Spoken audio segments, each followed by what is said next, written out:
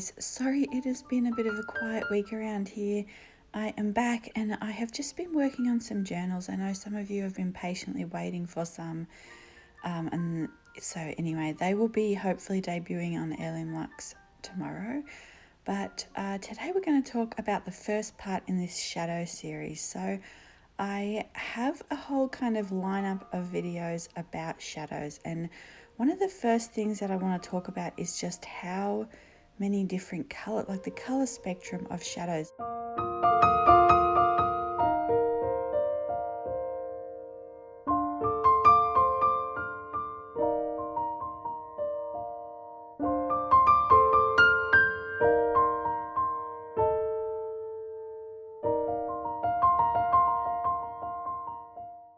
So you can see here on the desk and on the wall that and like even here, so this is with the shutters open a little bit and then the shutters completely closed the other way. So you can see that just these small nuances of light create a completely different feeling and mood, and evoke a completely different mood, you know, to the situation that you're in.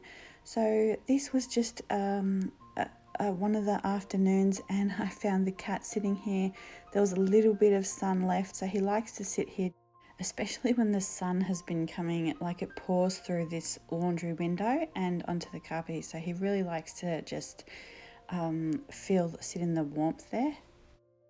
And so I think a lot of times when we think about shadows, it's more the shape of a shadow. So you can see like his shadow on the carpet, and then you had the leaves, you know, swaying as well. But shadows can also be a color, and I don't think that often we talk about the color of the shadow.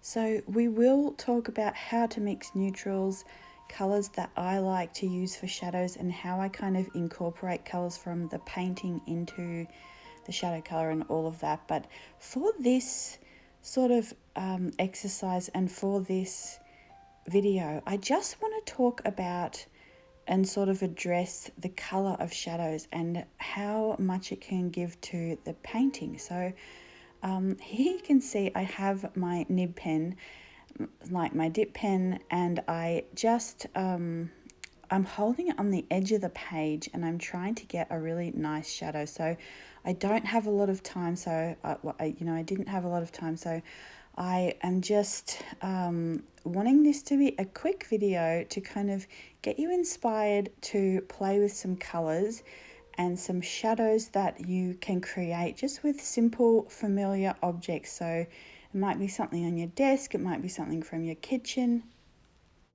it could be an ink bottle, it could be a pair of scissors, or you know, your pen. What I want you to do is somehow hold so I've actually had to move my I'm sort of sitting sideways on my desk here so I can get the shadow falling in the right spot here so you can see it. But what I want you to do is put something on your page and, you know, let it fall in a shadow. And I just want you to take your favorite colors and paint the shadow. So this is an exercise, it's a good exercise for a lot of things. It's like helping you to not have to sketch everything because you're straight away going with paint, which I know can be scary sometimes. So, and also you're just looking at shadows, and you're considering the fact that you can use a different color. So I'm not going to try and replicate that gray color that the shadow was. I've actually used Potter's Pink and Pearl White here, which is one of my favorite mixes actually for a soft shadow. And so I have just dispensed with the sketching part, and I've just gone straight into painting. So I know that can be a scary step, so I think this is a good way to do that as well. So this may seem like a simple exercise, but we're combining quite a few things here, and it's actually really helpful, and it does teach you a lot. So, you know, sometimes you can get the shadows and there'll be like a double shadow. There'll be a stronger shadow that falls, and then there'll be sort of a lighter version of the shadow. So I'm actually now just twisting the pen a little bit so I have a slightly different shadow angle. And I've gotten some, I think I got rhodonite. Yeah, so I mixed the rhodonite in with the pearl white and potter's pink mix, just to make it a little bit brighter and just to change it a little bit, so that to give the second shadow a little bit of a different feeling. And so once I've done that, I'm just going to paint the actual dip pen. Now you can dispense with this. You could actually just trace the object. You could just do like a line, like a pen and ink or pencil, you know, outline of it, so you don't have to paint it. And at this point I actually realized that I hadn't left enough room. I should have started the shadows a bit lower to leave myself room to paint the actual nib and a little bit of the holder here. But I didn't want to take up too much of the page because I know we're going to use this whole double page for the upcoming videos.